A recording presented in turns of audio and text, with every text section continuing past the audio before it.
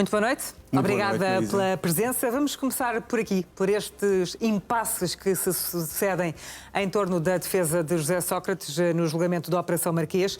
Na sessão de hoje, José Sócrates chegou a ter 2 advogados oficiosos, devido ao atraso de um deles. Ontem houve outro episódio com Luís Carlos Esteves, que foi nomeado pelo Conselho Geral da Ordem dos Advogados, mas também aí houve um impasse. O que é que está a justificar tudo isto?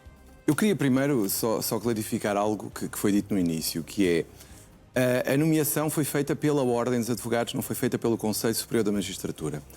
O Conselho Superior da Magistratura tem as suas competências e a Ordem tem as suas. Portanto, o que há, neste caso, como em outros, aliás, é uma união de esforços no sentido de encontrar soluções que permitam resolver os problemas que todos estamos a assistir neste e noutros processos. E depois há uma coisa que é muito importante e que eu queria aproveitar hoje para dizer, que é: isto não é uma solução para a Operação Marquês. Isto é uma solução que se aplica a vários processos. Se aplica a todos os processos de especial complexidade, e aqui é que vem, no fundo, a necessidade de conciliar, em que haja uma indicação do Conselho Superior da Magistratura que naquele processo é necessário que haja o apoio da Ordem nesta nomeação. Mas relativamente a esta nomeação e estes impassos, em concreto, de ontem, de segunda-feira e de terça-feira, aqueles que têm acontecido em tribunal, o que é que justifica que isso tenha acontecido? O que justifica é que não é fácil encontrar advogados que aceitem este processo. Como já assistimos, aliás, nem o próprio arguido aparentemente consegue ter um advogado que lá fique. Portanto, como é óbvio... O que é que alegam os advogados? Quais são as justificações? Os advogados não querem estar perante este circo mediático, não querem sujeitar-se. É sobretudo esse o argumento? Claro que sim, e repare, e é importante que se diga isto também, o principal argumento é que nós estamos perante um processo em que o arguido trata, como dizem os advogados, não colabora, o processo é enorme e, portanto, não é fácil ter pessoas que queiram aceitar esta pressão. E a juíza não acede aos pedidos dos prazos que os advogados pedem para se inteirarem do caso? Também. Mas devo dizer que houve aqui um avanço que também resulta da tal coordenação institucional, que foi: os advogados nomeados oficiosamente vão ter acesso ao SEGIP, que é um sistema de informação integrada em que podem ter o acesso às provas de uma forma organizada por factos. Ou seja, é uma ferramenta que vai facilitar e muito a consulta do processo. Portanto, o que nós temos é que nos focar na solução do problema. Eu acho que neste momento tem havido, no fundo, se me permite, usando a gíria futebolística, porque também foi usada noutros momentos, o que a Ordem neste momento tem que fazer é evitar que o jogo acabe por falta de jogadores, que é no fundo o que tem vindo a acontecer. O que nós estamos a olhar é: temos uma obrigação legal que sempre que um tribunal pede um advogado, a Ordem tem que facultar um advogado nomeado oficiosamente. A competência é da Ordem. A Ordem é que sabe e que determina a escolha do advogado e os critérios da escolha. E então, a esse propósito, José Sócrates escreveu hoje uma carta dirigida a si, mas que... eu não recebi pessoalmente, mas que sou pela comunicação social, como também já tem sido hábito, sim. E ele diz, fala do bastonário da Ordem dos Advogados e do facto de ter escolhido Luís Carlos Esteves, o advogado oficioso, de acordo com um procedimento fora da lei. Como é que entende esta acusação? Eu tenho dificuldades em perceber essa afirmação, porque ninguém discute que a competência nessa matéria é da Ordem dos Advogados. E aqui aliás, foi pedido pelo Tribunal. Como é óbvio, houve um pedido do Tribunal e mais, nós temos pedidos do Tribunal não só para a Operação Marquês, temos para mais 3 megaprocessos. Portanto, o que nós estamos aqui a fazer, dizer que é fora da lei ou não, se por acaso houver algo fora da lei, não é a Ordem que o vai fazer, porque a competência é nossa. Ou seja, nós estamos a falar de alguém que tem a competência para escolher o advogado oficioso. A competência é da Ordem dos Advogados. Então não consegue perceber quando... Eu não consigo perceber qual é a ilegalidade, mas também, naturalmente... Não consegue atingir estas palavras do José Sócrates. Não consigo, porque se a competência é nossa, eu não sei onde é que está a ilegalidade. E o próprio regulamento que existe diz que a competência é do Conselho Geral, que pode, inclusivamente, até delegar nos Conselhos Regionais e se entender que se justifica, até voltar a ter essa competência, como aconteceu aqui. Aquela medida de que se fala de suspender os tempos de prescrição dos crimes sempre que há um impasse com a defesa do arguido, é, na sua opinião, uma medida que já devia estar posta em prática? Eu creio que, como nós sempre dissemos, nós somos a favor de todas as medidas que permitam salvaguardar dois interesses principais. Um é a defesa do arguido e as suas garantias efetivas de defesa. A outra é que o julgamento chegue ao fim por decisão e não por prescrição. Logo, o que nós entendemos em relação a essa medida é que, neste caso, esta medida até vai permitir uma suspensão para o advogado do arguido consultar o processo. Ou seja, os tais 2 meses, 3 meses, com esta medida, uma vez que não decorreria o prazo de prescrição, até poderiam ser concedidos, creio eu, sem qualquer problema.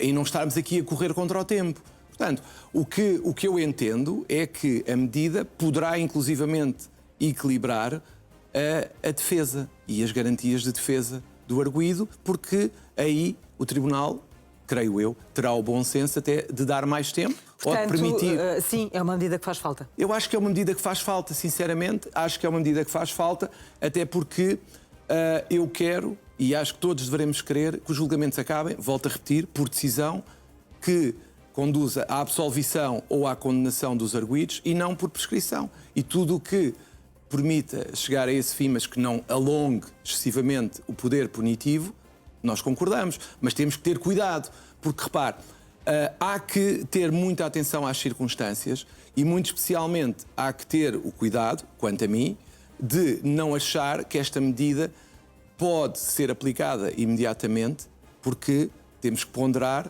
se haverá ou não algum risco de inconstitucionalidade, como eu já referi. Porque uma norma, apesar de se dizer que é uma norma processual, acaba por alargar o poder punitivo do Estado e permitir ao Estado aplicar uma pena por mais tempo. E eu aí tenho dúvidas que esta norma possa ser aplicada imediatamente, porque objetivamente é tratar mais desfavoravelmente o arguido.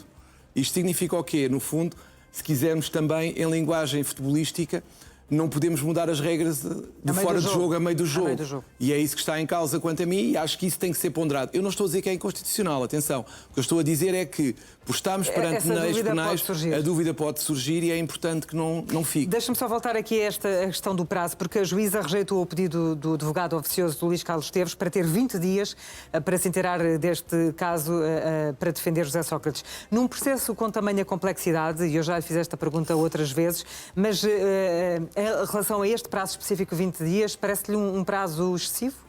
De todo, parece-me um prazo razoável, sinceramente, mas como lhe digo, a questão de recorrer ou não recorrer do despacho, isso competirá ao meu ilustre colega tomar essa decisão.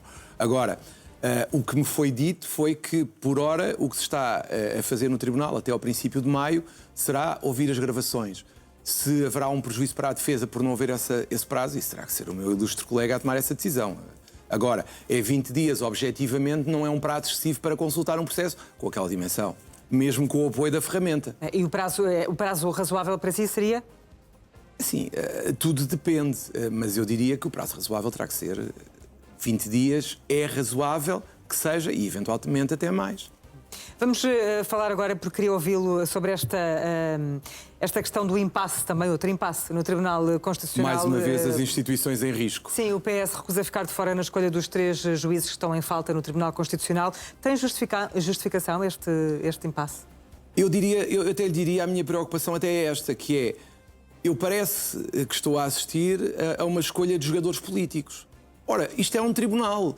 Quando eu ouço dizer... Parece uma representação parlamentar para o Tribunal Constitucional, quando não é isso. Exatamente, não é isso que se quer. Ou seja, apesar de serem escolhidos por determinados partidos, o que eu quero acreditar é que quem está num tribunal decide de acordo com a Constituição, ainda para mais este. Este tribunal não é um tribunal de comissários políticos.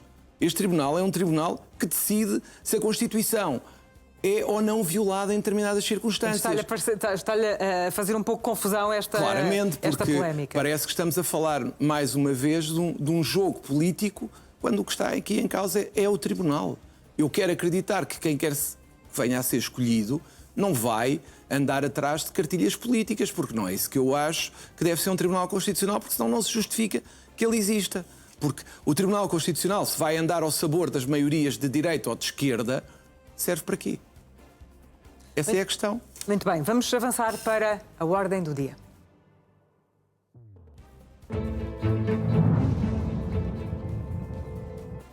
Ordem do dia, última ordem, vamos falar sobre o pacote laboral.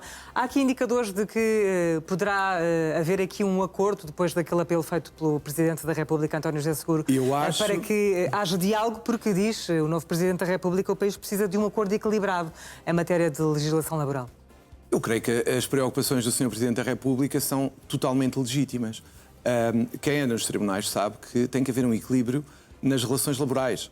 E o que me preocupa aqui é, no fundo, saber como é que o Sr. Presidente da República vai conseguir exercer a sua magistratura de influência, porque este é o primeiro grande desafio do Sr. Presidente. Ele ainda não teve nenhum e este vai ser um de fogo, porque vamos, como já vimos, a fragmentação que existe. Já houve uma greve geral. Toda a confusão social que pode surgir é um teste muito importante para ele, parece-me, e espero que passe com distinção, porque é isso que todos queremos, é que haja paz laboral. Mas o que é que para si é passar com distinção? É conseguir, de facto, que ele seja aprovado, porque eu acho que, se não for aprovado, vai haver sempre um lado que vai dizer que ganhou em relação ao outro. Eu gostava que houvesse um consenso que permitisse uma aprovação de um pacote laboral equilibrado. Muito bem, uma nota muito rápida para esta redução do ISP que o Governo tem estado a fazer com esse objetivo de tentar diminuir o impacto na vida dos portugueses do preço com a subida dos combustíveis. Isto é um tema que sempre que há aumentos vem à luz da ordem do dia e todos nós sabemos disso. Mas o que me preocupa é pensar que sempre que alguém coloca 1 litro de combustível está a pagar 50% em impostos. E mais, o IVA incide sobre o valor com impostos. Portanto, é aí que devia haver mudanças. Claramente. Eu acho que todos conhecemos os preços fora de Portugal e vimos que os preços não se assemelham a estes. E acho que todos temos que ponderar se é justo que o consumidor pague 50% de impostos, pelo menos.